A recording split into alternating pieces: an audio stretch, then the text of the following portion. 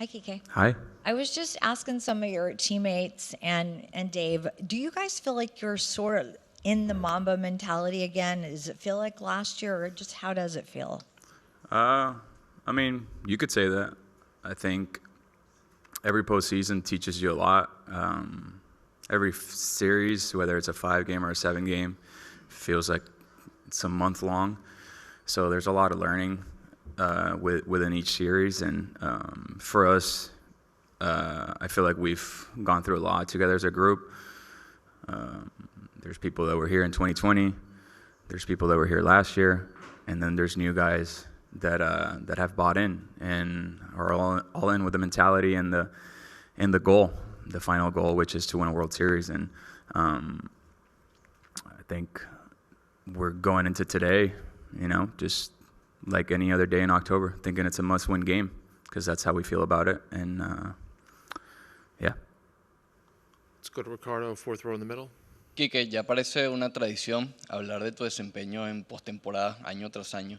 ¿Puedes explicar qué pasa, si hay algo, digamos, explicar cuando termina la temporada regular y empieza este escenario? Uno juega la pelota para ganar y uno juega la pelota o sea, el sueño de todo niño es jugar en la Serie Mundial, jugar Grandes Ligas, jugar en la Serie Mundial. Y yo pienso que lo bonito que tiene la postemporada es que uno borrón y cuenta nueva y lo único que importa es ganar el juego. Y yo pienso que esa es la pelota que yo sé jugar. A veces la temporada de 162 juegos es larga y pasan muchas cosas y whatever, pero yo vivo para esto, yo vivo para jugar en octubre y saca lo mejor de mí.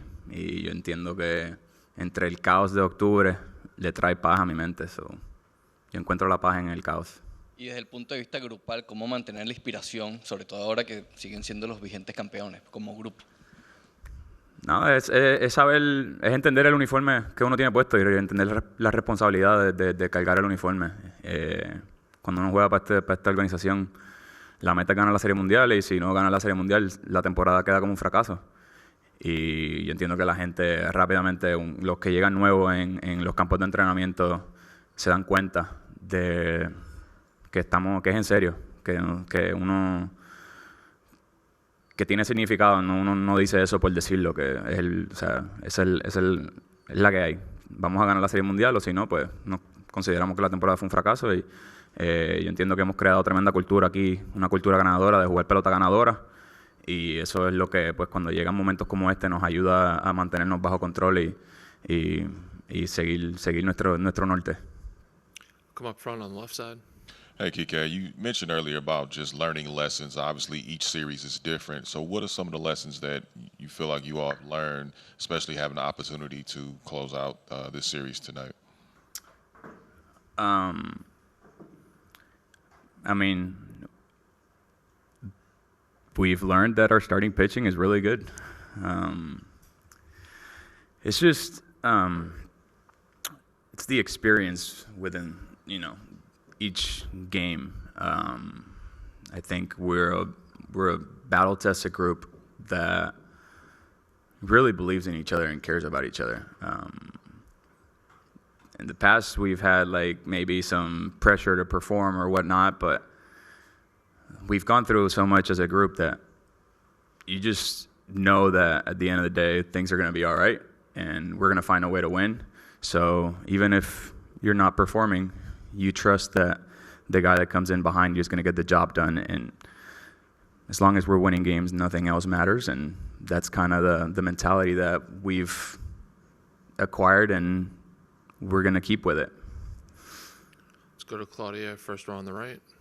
Kiké, a un paso de la Serie Mundial no hay margen de error. ¿Qué detalles son necesarios afinar para asegurar la victoria? Anotar más que ellos es sumamente importante. El que anota más carreras es el que gana. Pero yo entiendo que lo más importante es seguir jugando el juego que estamos jugando. Hacer las cosas pequeñas, los fundamentos. No cometer errores mentales. Los errores mentales son muchísimo más grandes que los errores físicos en una postemporada. Y cuando uno puede mantener la mente quieta y bajo control y hacer la jugada correcta, buenas cosas tienden a pasar y como he dicho, siento que sueno repetitivo, pero la confianza y el creer en el uno al otro es lo que nos permite pues no añadirnos, no meternos más presión adicional y seguir jugando la pelota que sabemos jugar y entender que si tú no haces el trabajo, el que viene detrás de ti lo va a hacer. Let's go to Clinton, second row on the right. Kiké is a guy who is labeled as a utility guy. To see your teammate Mookie doing what he's done to get to the position he's at, what's that like to sort of experience as a teammate in terms of his progress, for lack of a better term? And have you learned anything from the way he's gone about his in terms of how you've done your thing as well? Honestly, I haven't really learned anything because when we're talking about Mookie Betts, these are things that you expect. And he is such a gifted athlete that, like, he does what he does, and you're like, I'm not surprised, you know? I don't think I've seen him be bad at anything when it comes to sports. He's an elite athlete at 4 sports, so... but to be able to go from right field to short and play it at such a high elite level with no experience whatsoever other than, I don't know how many games he played last year, but that's about it. At the most important position in the field. It's still really impressive, and you kind of take it for granted. You see the level that he's played at all year long defensively, and you kind of take it for granted, and you forget that he's kind of new at the position, and you forget how long he played in the outfield. And from a guy that plays everywhere, the game in the outfield is a lot slower than the game in the infield, and that for me, like, sometimes it's why I was able to, I played infield my entire life, and it wasn't until like AAA that I started playing outfield. Like that, to me, playing infield my whole life is why the outfield became easy, because the game is that much slower back there, and you basically play infield back there. But when it's the other way around, I've had times where I played a lot of outfield, and then I haven't played infield in like a month, and I got to go back in the infield, and the game like feels a lot faster. And for him to be able to do what he's done after all these years, to play a new position like that, and I mean, in my opinion, he's got to win the Gold Glove. I don't think anybody was more valuable in that position on the defensive side of things, and it's not a coincidence that his initials are MLB. Let's go to Carlos, fourth row. Kiké, entre ustedes se dan cuenta, platican, hablan sobre que se están convirtiendo, ya se convirtieron en una generación histórica de Dodgers. Y segundo, ¿qué esperan ver hoy de Shohei? No ha lanzado desde el 4 de octubre contra Cincinnati, después de lo que ya vieron en sus primeros tres lanzadores. La realidad, honestamente, no hablamos de eso. Uno no habla de eso porque uno entiende, uno sabe. O sea, hay cosas que no se tienen que hablar para uno saber lo que está al frente tuyo y lo que tú estás viviendo. Y hay veces que cuando uno habla de las cosas, pues las cosas tienen a magnificarse y a volverse un poquito más difícil de lo que tiene que ser. Y nosotros, pues, yo entiendo que tal vez puede ser que el grupo es bien veterano y entendemos que este es el momento que estamos viviendo, lo que tenemos al frente de nosotros, pero no es una cosa que tenemos que sentarnos a hablar. Nosotros estamos claros de lo que hay. Y en cuanto a Shohei, pues, él pichó contra Filadelfia y tuvo un inning malo y tuvo 5 innings tremendos. Y cuando estamos hablando de Shohei Ohtani, ¿qué puedo esperar? Si tú me preguntas qué yo puedo esperar, yo digo que Shohei va a tirar un juego perfecto hoy, porque son las cosas que uno espera de Shohei Ohtani. Pero esperemos que esté bien. Mientras tanto, mientras él pueda tirar strike y localizar los picheos, él va a estar bien. Y si nos da 6 innings tremendo, si nos da 7, excelente. Pero él lo que tiene que tirar su juego sin presión ninguna. Y en cuanto a cómo va a pichar sin pichar por tanto tiempo, no sé, porque yo no sé qué se siente eso. Do 2 more. We'll go to JP on the left, and then we'll finish up with Eric in the back right. Hey, Kiké, last year you guys faced somewhat of a long layoff between your last regular season game and the NLDS. In the spirit of learning things, did you guys take anything from what you guys did during that time, how quickly you were able to just bounce back, pick up where you left off, and run all the way to the World Series that could be applied in the future, say, if you have another long layoff coming? Haven't thought about it. I'll think about it when we get there. for now, we have a game tonight that we're trying to win, and that's all I'm thinking about. I'm not really thinking about what would happen if we win tonight. I'm just thinking about winning tonight. Eric?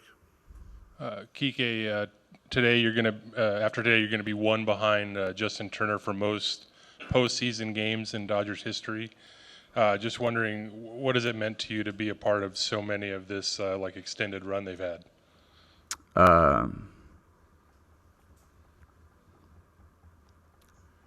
Humbled, fortunate.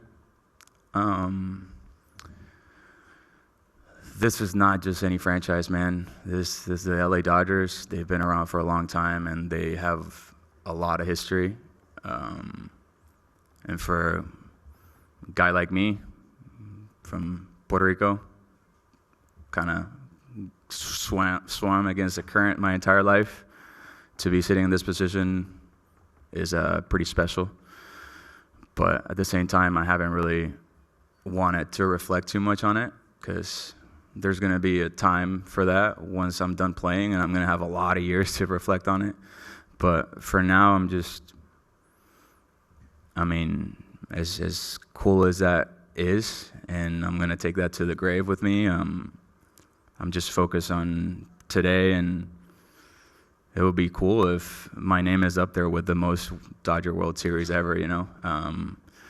But to be creeping up on, you know, playing the most playoff games as a Dodger is something that I never really dreamed of or thought that would happen. So that's something that's pretty special, and I wasn't really aware of it till you just said that. So that's why I'm caught a little off guard. Sorry.